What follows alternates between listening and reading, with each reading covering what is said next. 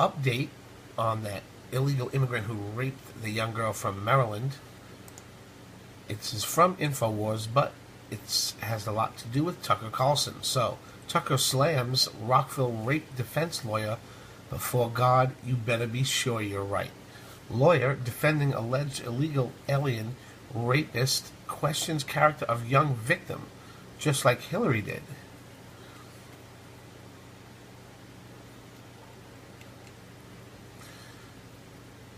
Let me just read this first. David Moisey, the lawyer representing two illegal immigrants who allegedly raped a 14-year-old girl at a Rockland High School in Maryland, and channeled his best Hillary Clinton impersonation when he questioned the character of the young rape victim. When Moisey was interviewed by Tucker Carlson on Thursday, he claimed that intercourse was consensual and that he'd questioned whether or not the young girl lied about the incident. In response, Tucker quickly said, "You really, before God, should be sure that you're on the right side of this. If you have any thought, have you even thought through the moral consequences before you say something like that? Do you think, man, I'm kind of putting my soul on the line here." Ooh. Man, you better be right about this, because if you're going to be impugning the character of a 14-year-old girl who says she was raped, other people say they heard her screams. I mean, to impugn her character, I mean, you really, before God, better be sure that you're on the right side of this. Does that occur to you? I think what occurs to me is that we have a system here, and when people are accused, we go through the system. But you don't need to trash the accuser, and you're already beginning it. You're already suggesting that there are questions that can be... I mean, you know exactly what you're doing. And you used to be precisely... Well, of course you are. Questions could be raised. That's exactly what you're saying. About her credibility, about her character. You just said that. And my only point to you is, have you thought through the moral consequences? And I know you play a role, and I'm glad defense lawyers exist. But before you say something like that, do you think, man, I'm kind of putting my soul on the line here a little bit before doing something like that? Do you have those thoughts to yourself? Oh, my God. I'm a human being, and I have all of those thoughts. I think as we learn more about this case, and as you see more of the facts, everyone will be able to evaluate this case. Okay. It is day 5. Yep, that's true. And there's a lot of things we don't know, but I mean, that's, I think, should be a consideration for you. Wow. There's more. There's more, folks. To defend attorney, I'm the Maryland rape suspect. You really go before God? Okay, we read that. Then there's this. Watch the full interview. Since other networks are determined to ignore it, we open tonight with more coverage of the horrific alleged rape in Rockville, Maryland. This minute we'll show you the shocking emails, and they are shocking, that Montgomery County school officials... I'm just going to throw something in because I'm afraid they may not throw it in, and I don't want to forget. These are 18-year-old men that were freshmen in the school. 18-year-old illegal immigrants, freshmen in the school with the 14-year-old girl. She was trapped, if you will. She had no choice. They were in her class. They were in her school. Have been sending to parents vowing to protect illegal aliens at all. I don't know if they were in her class, but they were freshmen. They were 18 years old, the immigrants, and they were freshmen. And she was probably a freshman, right? Or maybe even or a freshman or a sophomore. I don't know. It's not important. They were 18. She's 14. Costs and threatening anyone who complains about that. But first tonight, police say they have ample... I'm going to rewind it so you hear it. I'm sorry. Since other networks are determined to ignore it, we open tonight with more coverage of the horrific alleged rape in Rockville, Maryland. This minute we'll show you the shocking emails, and they are shocking, that Montgomery County school officials have been sending to parents vowing to protect illegal aliens at all costs and threatening anyone who complains about that. But first tonight, police say they have ample evidence that the accused illegal immigrants Henry Sanchez Milan and Jose Montano are guilty, but Sanchez now has a squad of lawyers saying that he is in fact innocent. Watch. Well, it just seems that the physical evidence is not there. There's no scratches, there's no bruises, there's no injuries like that. There's physical evidence of both a rape and sex assault, yes. She's absolutely adamant that she did not want this to happen whatsoever at all. Well, David Moise is an attorney, a partner at the firm representing Sanchez Milan, and he joins us tonight. Mr. Moise, thanks a lot for coming on. Thank you, Tucker. there are reports that you all plan to argue at your firm that the rape was in fact consensual. Two men, one of them a legal adult at 18, the other 17, and a 14-year-old girl in a high school bathroom. How could that in any sense be consensual? Well, Tucker, this is an ongoing case. This has just happened last Friday. And yes, the preliminary indications we have was this was a consensual encounter, not a rape in any sense. Between two guys, 17 and 18, and a 14-year-old girl in a high school bathroom. I mean, you'll pardon me if I seem astonished that you would be bold enough to assert something like that. That seems insane. It certainly seems horrible that that would occur in our schools, even consensual. It seems like something that we wouldn't want in our community. But that doesn't have anything to do with whether or not it was forced or coerced or in any way illegal. But I mean, that's just, but even saying that out loud, I mean, is in effect an attack on this girl who told authorities that she was raped. So is your argument going to be that she invited sex with two men in a bathroom at her high school in the middle of the day and then lied that it was rape? Tucker, I think what you're going to find is as this case goes on, there is a lot more evidence that will come out. And all of us involved are ethically constrained from discussing details. But this case will go through the course, and the system will have evidence that comes out. It's not just what has been the initial sensational headline. So what's, I mean, you're a partner in a real law firm. You weren't assigned this case. You apparently took it voluntarily. Why did you do that, and who's paying for the defense of this guy you're representing? Well, I don't know that I'm going to get into details of who. His family retained us. His father is in this country and hired us to do this case. And this is what we do. We represent people who have been accused of crimes. It's what our nation has done since its founding. Why wouldn't you, quote, get into details of who's paying you? Why not? I'm bound by many ethical considerations, such as what I've been told by my client, what I know about the case that cannot be made public. And so I've got larger responsibilities to my job and my license and my practice and my client, but I can't talk about everything.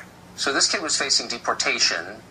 If he's found innocent, if you get him off on these charges, will you continue to take up his case to keep him in the United States? You know, I don't do immigration law. We have attorneys at our firm that do. My understanding is that this young man will face deportation, even if exonerated from what the accusations are. What do you think of that? I think that's a larger issue that I'm not hired or paid to talk about. But I can tell you that the focus right now, as an attorney and as a human being, is on making sure that our children are protected, making sure that the bottom line of this story is found out, the truth, one way or another. So be honest, would you be comfortable having your 14-year-old girl in class with this guy? I have two children. I live in Montgomery County. They're young children. They're not in school yet. But I want nothing but safety for my children, their friends, my family, and everyone in my community. Right. Well, okay, we all do, but that's not answering the question. This specific guy, your client, would you feel comfortable having a loved one go to school with him? I don't know him.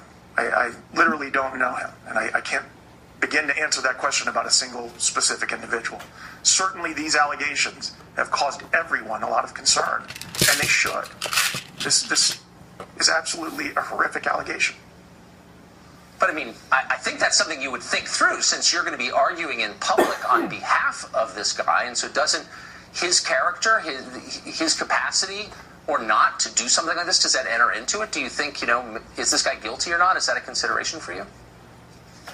Well, everything's a consideration. I'm sure there could be a number of questions asked about all three of the people involved in this. 5 days into it, really? You can't answer those questions. What would the That's questions why trials be raised take several months. What would the questions be raised about the 14-year-old girl who says that she was raped in the high school bathroom and apparently whose screams were heard by her classmates? What questions would you raise about her?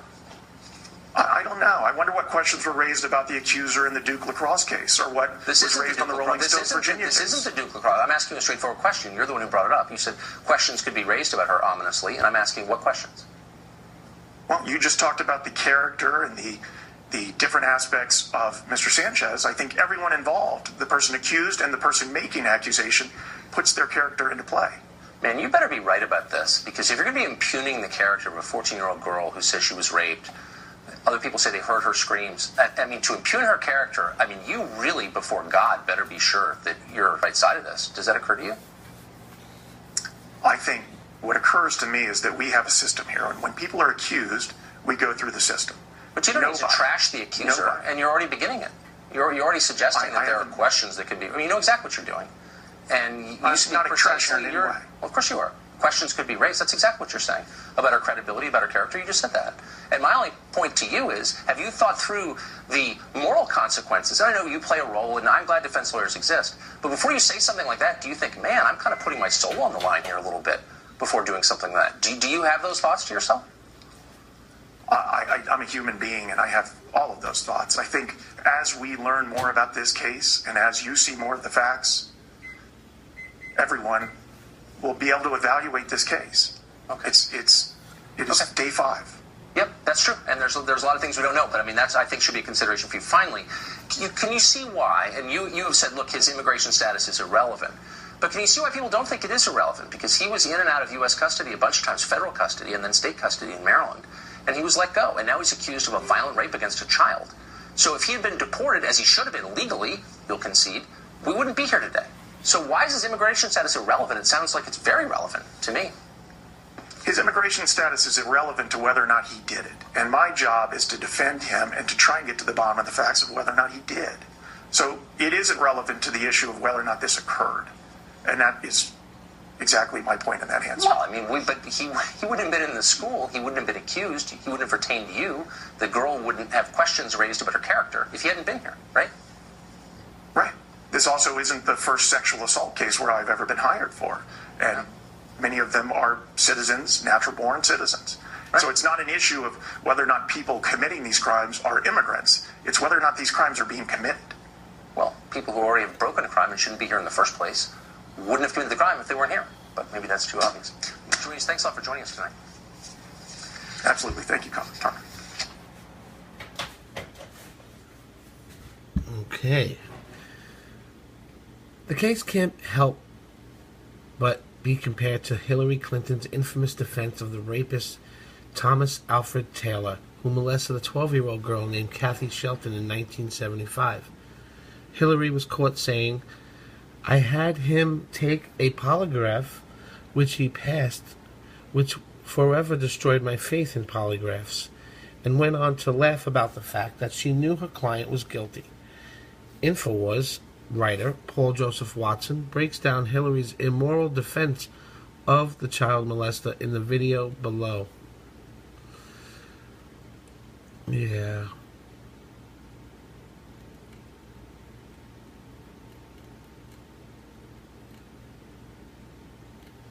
We all know about that. I stick with what Tucker's saying, and he gave it to him good. You can tell this guy, the lawyer for them, he's already feeling the heat. It's only been 5 days, he said, but he looks like he's been working for 2 years straight on this. And that's what you deserve when you defend rapists. Weekend at Hillary's. I don't feel no ways tired. It says that over here on the teleprompter. Stronger together. Here's the guy with the EpiPen. Here's that's that doctor that we kept seeing next to her. And there's CNN, lending a helping hand. So this is CNN, and this is that crazy doctor. Nice. Comment below. Let us know what you think. And about this illegal immigrant. And